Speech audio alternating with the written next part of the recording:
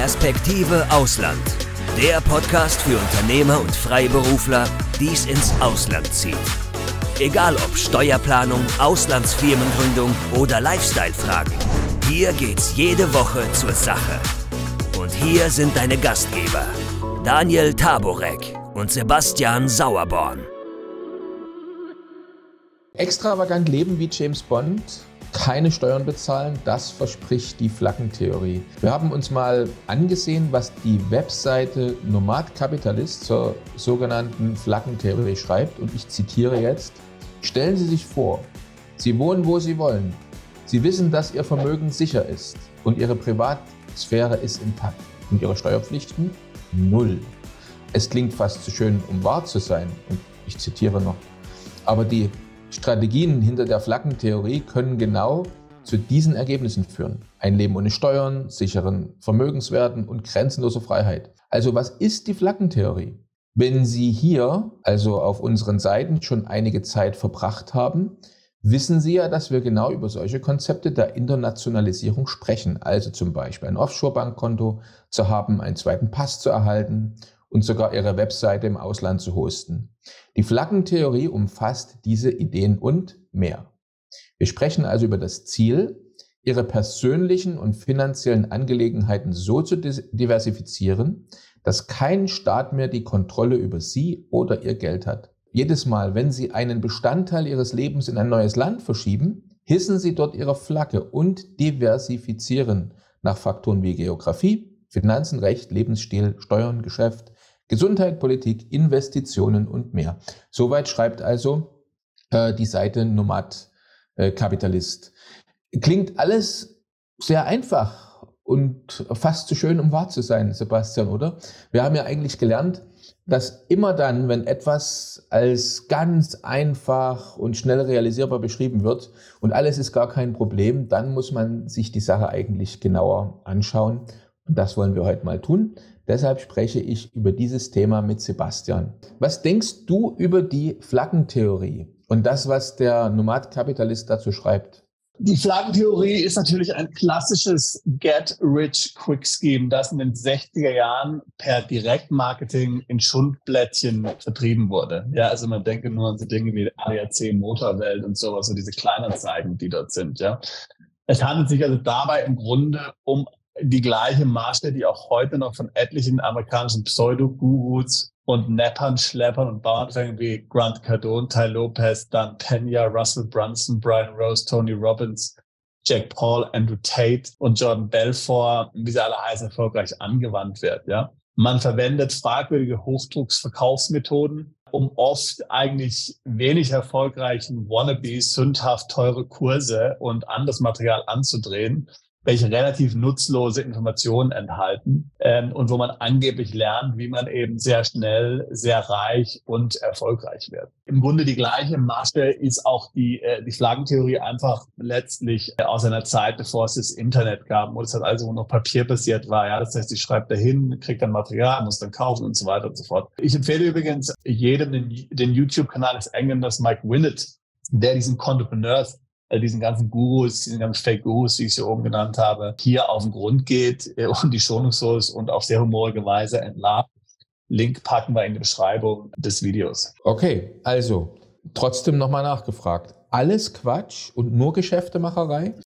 Übrigens, wenn ihr keins unserer interessanten Videos mehr verpassen wollt, dann klickt doch jetzt gleich auf den Abonnieren-Button und auf die Glocke.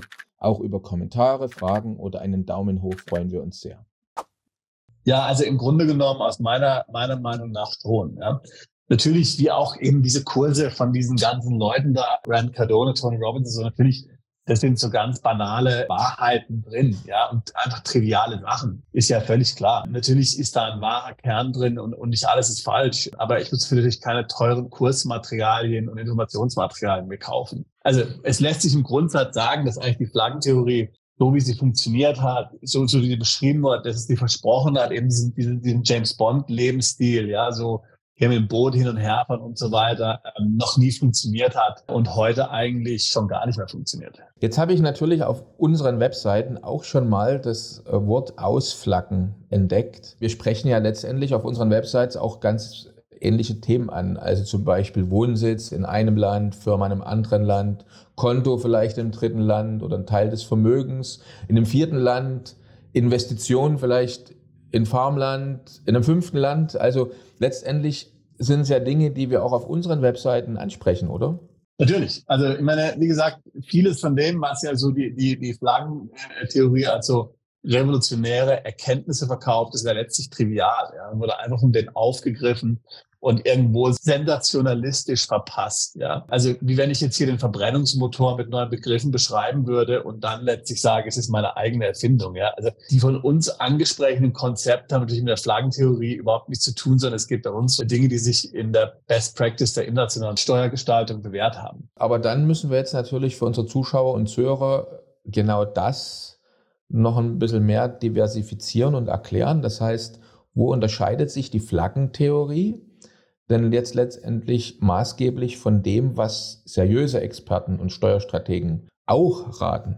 Also es geht natürlich zunächst mal ums Prinzip. Unseren Mandanten geht es nicht darum, sich irgendwie vor Regierungen zu verstecken. Also das ist ein ganz wichtiger Punkt. Hier ist niemand auf der Flucht. Hier macht niemand irgendwelche geheimnisvollen oder verschwörerischen Dinge. Ja, es geht im Grundsatz darum, im Einklang mit der internationalen Steuergesetzgebung noch Lösungen zu suchen, die komplett legal eine Steueroptimierung ermöglichen.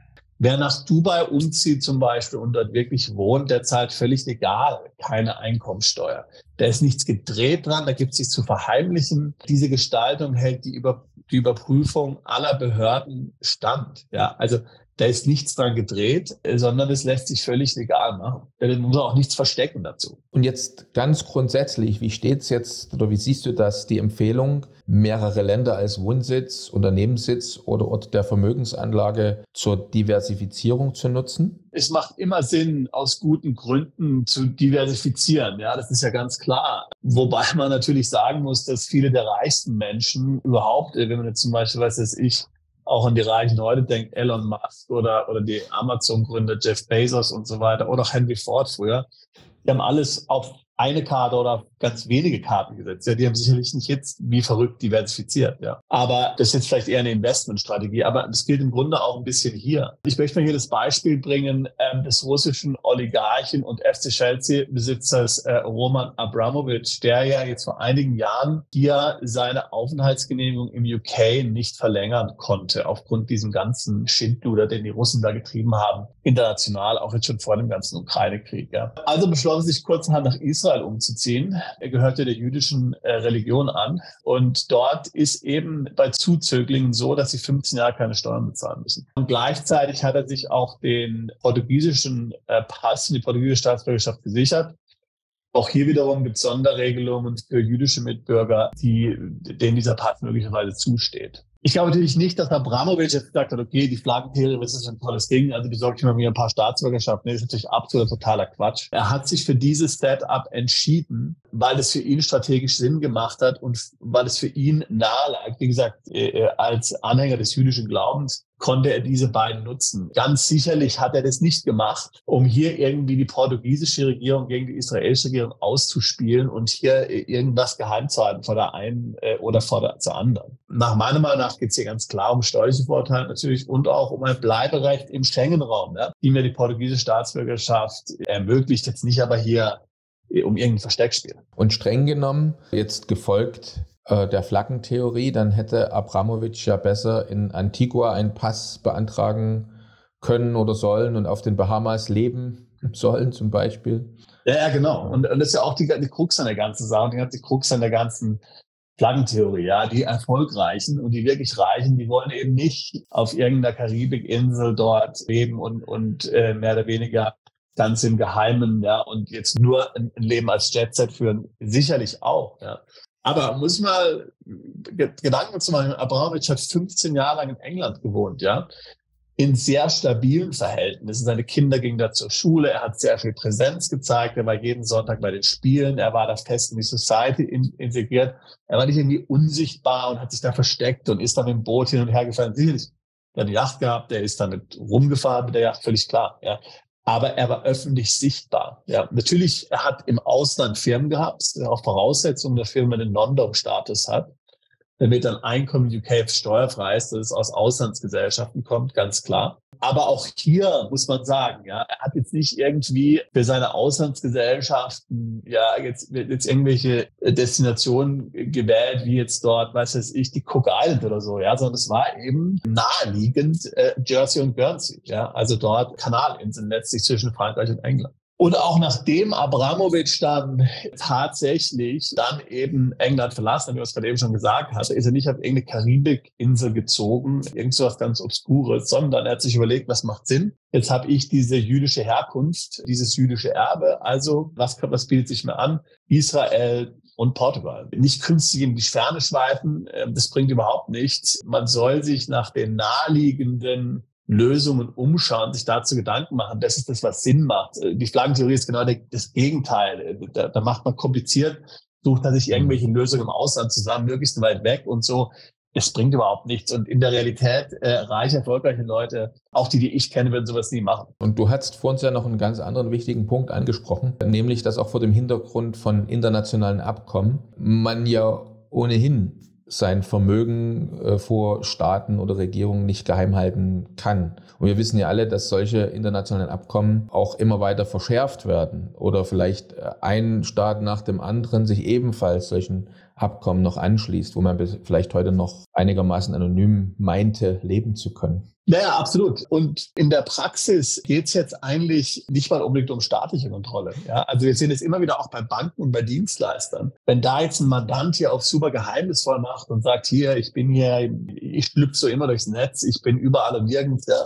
Ich habe nicht mal ein LinkedIn-Profil, ja. Also da kann er davon ausgehen, dass er bei keiner glaubwürdigen Bank ein Konto bekommt, ja. Also das Erste, was heutzutage eine Bank anschaut, ist das LinkedIn-Profil. Und da muss dann noch wirklich was drinstehen, das muss aussagekräftig sein, ja. Oder man googelt den Namen. Ich meine, wenn man jetzt meinen Namen googelt oder den Namen von dir, Daniel, dann findet man Sachen, was wir gemacht haben in der Vergangenheit, ja. Da stehen da Sachen drin, wo wir gearbeitet haben. Vielleicht wurden irgendwelche Artikel über uns publiziert oder sonst irgendwas. Und das ist das, was Banken sehen wollen. Banken, Geschäftspartner wollen eine Historie sehen. Die wollen wissen, mit wem sie es zu tun haben. Ja, die wollen irgendwas sehen, was Sinn macht, ja, was irgendwo ins Bild passt. Ja, die wollen irgendwas sehen, was positiv ist, mit dem sie gerne zusammenarbeiten wollen. Wenn sich für einen nichts findet, weil er alles immer geheim gehalten hat, ja, also das ist absolut nicht positiv, ganz im Gegenteil. Und deswegen ist eben der Erfolg bei der Steueroptimierung nach meiner Erfahrung, wer eine Gestaltung findet, die mit den eigenen Präferenzen d'accord geht und eine, die man dann im vollen Einklang mit den gesetzlichen Gegebenheiten umsetzen kann. Also wenn ich gerne am Mittelmeer lebe, dann überlege ich mir halt, ob ich irgendwas machen kann. Beckham Law in Spanien, NR-Staat ist Portugal, Malta, Zypern oder sonst irgendwas. Ja. Es gibt eben viele interessante Optionen und Konzepte, die für viele Mandanten im Gegensatz zur Flaggentheorie ganz konkret und einfach, ja, ohne Visum, ohne jetzt irgendwie dritte Treuhänder oder irgendwie sowas, ja, ganz einfach umsetzbar sind. Ja, da müssen wir nicht irgendwelche teuren Materialien kaufen, Special Connections haben. Das kann jeder machen. Ja, also leben in Spanien, Portugal, Malta, Italien, Griechenland und erheblich Steuern sparen. Das kann praktisch jeder umsetzen. Natürlich, also ein gewisses Vermögen, ein gewisses Einkommen ist natürlich notwendig, ja, aber jetzt nicht irgendwie irgendwelches Spezialwissen hier für die Illuminati oder sowas. Bleibt mir nur zu sagen, Sebastian, gut, dass wir darüber gesprochen haben. Und danke für das interessante Gespräch. Es bleibt weiter spannend und an unsere Zuschauer und Zuhörer, schreiben Sie uns in die Kommentare, wie Sie darüber denken und natürlich auch gern, wenn Sie Fragen dazu haben. Ja, super, hat mich gefreut. Vielen Dank, Daniel.